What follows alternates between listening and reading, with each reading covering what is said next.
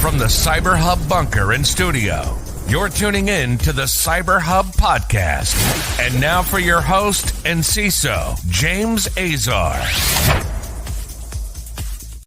Well, what is good and good morning? Happy hump day, security gang. Welcome to another exciting episode of the CyberHub Podcast.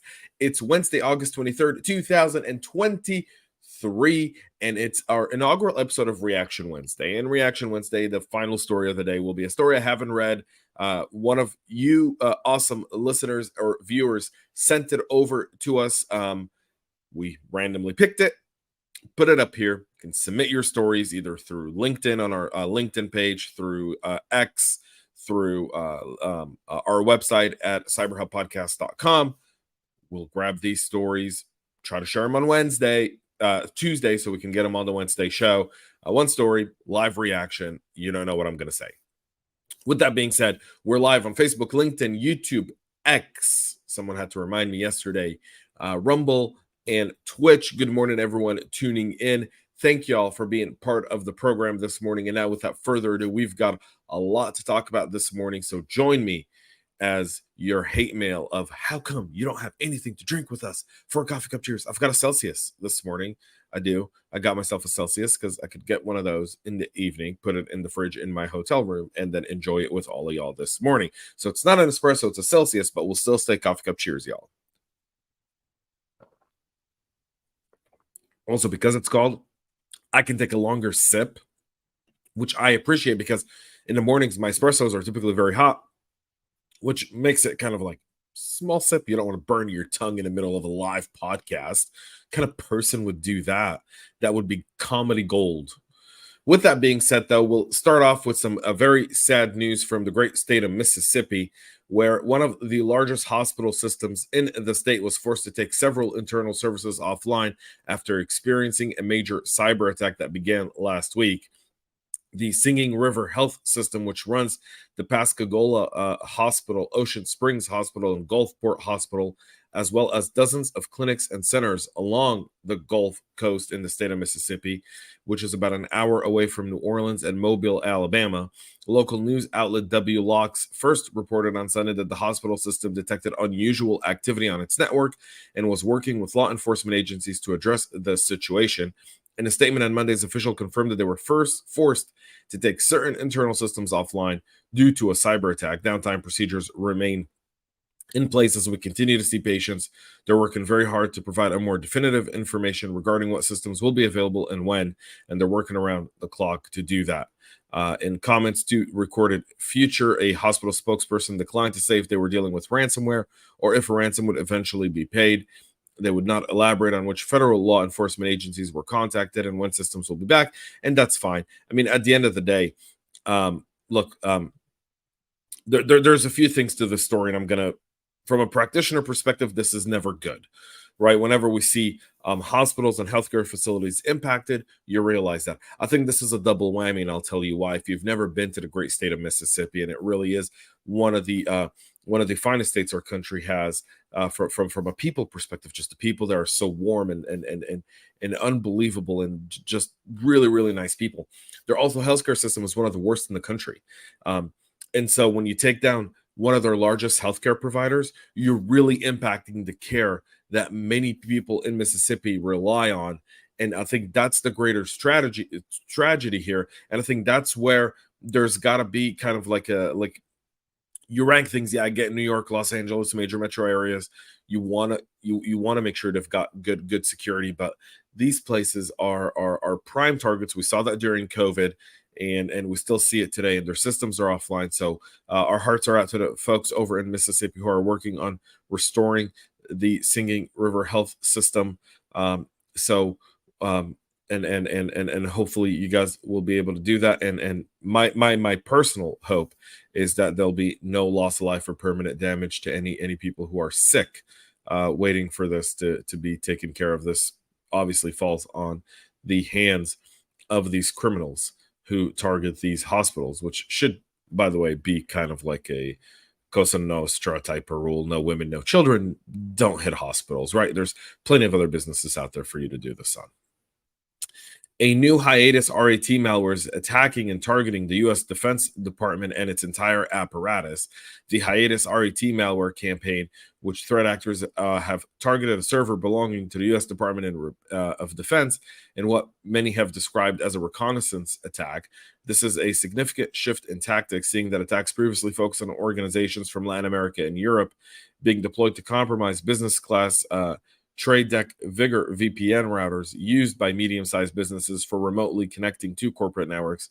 However, as Lumen's Black Lotus Lab observed, the campaign's reconnaissance efforts took an unexpected turn in mid-June through August, where a U.S. military procurement system was also targeted and Taiwan-based organizations were also singled out. The Hiatus RET samples were recompiled to cater to various architectures ranging from ARM, Intel 80386, and x86-64 to MIPS 64, and i386, and hosted on newly acquired virtual private servers. By the way, I want to give a shout out to Reggie for pointing out the story. One of these VPS nodes was used in a data transfer operation with U.S. military servers designated for contract proposals and submission. The website affiliation with contract proposals suggested that the attackers might be seeking publicly accessible information about military requisites or trying to find information on the DIB, the Defense Industrial base affiliated organizations. They're searching for some information that's public. However, they're likely looking to see if there's anything in the back end to this. So there's that there as well. The Akira Ransomware gang is now targeting Cisco VPNs to breach organizations. There's mounting evidence that the Akira Ransomware targeting Cisco VPN products as an attack vector to breach corporate networks, steal, and eventually encrypt data. Akira, who are relatively new, launched in March of this year, with the group later adding a Linux encryptor to target VMware ESXi virtual machine, something we talked about back in May. Cisco's VPN solutions are widely adopted across many industries to provide all of this VPN products. Akira has been using compromised Cisco VPN accounts to breach corporate networks without needing to drop additional backdoors or set up persistence. Sophos first noted Akira's abuse of VPN accounts in May, when researchers stated that the ransomware gang breached a network using VPN access using single-factor authentication. However, an incident responder known as Aura shared further information on X on how they responded to multiple Akira incidents that were conducted using Cisco VPN accounts that weren't protected by MFA. In a conversation, Aura said that due to the lack of logging in Cisco's ASA, it remains unclear if Akira brute forced the VPN account credentials or if they bought them on the dark web markets. And here's an issue, right? So if it doesn't log correctly or the logs aren't fully in there, here's the shortage this creates. You don't have full visibility when there's an incident, and because you don't have good logs, you really have no way of finding the incident unless something happens while you're really monitoring and you're upgrading those capabilities. So we'll kind of see that. They're using a Rust Desk, according to SentinelOne's Watchtower, which is an open source remote access tool, and that's how they're navigating compromised systems. The benefits from using a Rust Desk include cross-platform operation on Windows, Mac OS, and Linux, which covers their entire targeting range. P2P connections are encrypted, hence less likely to be flagged by network traffic monitoring tools, and support file transfer, which can facilitate data exfil, streamlines Akira's toolkit. So other TTPs observed by SentinelOne include SQL database access and manipulation, disabling firewalls and enabling RDP, disabling LSA protection, and disabling Windows Defender. So these are kind of looking at these TTPs. You can set up some alerts. You can have your team investigate these really actively, and I see some of your comments right about some of this, but disabling your firewalls, enabling RDP, anytime your firewall is disabled, that should be an alert. Anytime someone disables Windows Defender, you should have some sort of backup there that really does turn on, unless there's kind of a kill switch. There are ways to create persistence to this kind of stuff, without having to go buy the latest shiny tool. And most tools don't address this to begin with. This is kind of more of a creative way of thinking with your team. How do I address these TTPs and create some sort of alert to know when this is happening? And so plenty of ways to do that internally. Software makers are facing greater liability in the wake of the recent MOVEit lawsuit. This one is significant. The nationwide class action suit filed against Progress Software in the wake of the massive MOVEit breach could point to additional litigation against software companies whose vulnerable applications are exploited in large-scale supply chain attacks, according to legal experts. Progress faces claims of negligence and breach of contract, among many others, in 5 nationwide class action lawsuits filed by consumer rights law firms Hagens, Berman, HBS after the Clop ransomware gang exploited it. The attack has affected both multinational, high-profile, million and billion-dollar organizations like Shell Oil and British Airways, as well as smaller organizations and government organizations as well. Environments that have been vulnerable to versions of the software installed exposed PII of customers. HBS claims in all that Progress has compromised the sensitive PII of more than 40 million people and promises that more class actions are on the way as 600 organizations come forth. There is some truth to that, by the way, and I'll tell you why. Chances are there's a class action that's going against MOVEit. There's going to be lawsuits from companies against companies that used MOVEit that compromised information, because the insurance companies that are paying out these claims are going to sue them, and they're in turn going to sue MOVEit. So, I mean, the legal case here is really kind of building up, and you're likely to see stuff like this really come through. So like other settlements and the MOVEit suits, the Acelion case was based on claims of negligence, breach of contract, and invasion of privacy, and that's the one where there was an $8.1 million settlement relating to the zero-day exploit at Acelion, and that's really small. I don't think that's going to be the case here. I think this one could be in the Equifax range because of the amount of companies that are victims. See, it's not the 40 million PII records that were divulged. It's the 600 million, it's the 600 companies, and then that tree. And if you start to build that tree, you're talking in the thousands of companies that were impacted by this. IBM was using MOVEit as part of their data analytics business. That's how they were transferring files back and forth in some cases. That's how they were collecting data to run stuff through. I mean, that's going to have a whole bunch of people there as well. So I kind of see that as being really a standard. Google has announced a new Google Chrome 1.16 security update, patches 5 memory safe vulnerabilities reported by external researchers, including 4 issues rated high severity. The most severe is CVE 2023-4430, a use after free bug in the Vulkan, the cross-platform open standard for 3D graphics. The vulnerability reported by Cassidy King, who received a $10,000 bug bounty. Good job, Cassidy. Keep that up. And with that being said, the new Chrome 1.16 is now released, and these will be weekly. And now, to end our show, Reaction Wednesday. We'll have to do some sort of something at some point. I don't know when. But the first time I read the story that ONCD is extending a deadline for comments on a new sector cybersecurity requirements, industry, academics, and nonprofits now have until the 31st of October to respond to the call for evidence. The Office of the National Cyber Director has extended the deadline by which it's seeking to collect evidence from industry on new baseline cybersecurity requirements. Previous members of the community include regulated entities, academics, and nonprofits. They had until the 15th of September. They now have until October 31st, which is Halloween. Eerie. The White House earlier this month issued a request for information as it seeks views on how to harmonize and streamline new proposed cybersecurity regulations across all sectors of the U.S. economy. In an updated note in the Federal Register, the ONCD said it's seeking input from stakeholders to better understand existing challenges with regulatory overlap, explore a framework for reciprocity in regulator acceptance of other regulations, recognition of compliance with baseline requirements, and harmonizing as used in the RFI refers to a common set of updated baseline regulatory requirements that would apply to that. So here's the deal. Here's my reaction on this. 1, I've yet to see a regulation issued by the government that stopped a data breach. Haven't seen it. Don't see it.